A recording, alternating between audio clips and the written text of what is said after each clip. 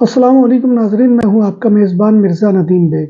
ناظرین محترم، اس سال کا جو مارچ کا مہینہ ہے وہ خاص طور پر پاکستانیوں کے اعتبار سے خبروں سے بھرپور مہینہ رہا ہے۔ اسی مہینے میں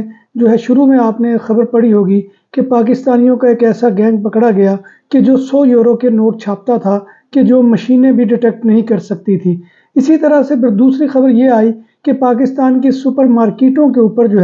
وہ ملازمین کے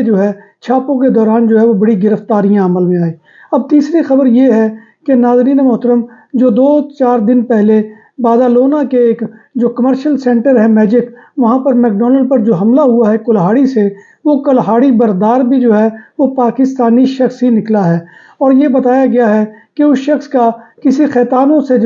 وہ جھگڑا ہوا تھا، یعنی خانہ بدوش لوگوں سے، اور وہ وہاں پر اس وقت کھانا کھا رہے تھے اور وہ بیگ میں چھپا کر کلہاڑا لے کر وہاں پر آ گیا اور اس نے آ کر میک ڈونلڈ کے شیشے توڑنے شروع کر دیے۔ ناظرین محترم، اس کارروائی میں کوئی ہلاک یا زخمی تو نہیں ہوا، لیکن یہ اطلاعات ہیں کہ اس شخص کی ذہنی حالت ٹھیک نہیں ہے۔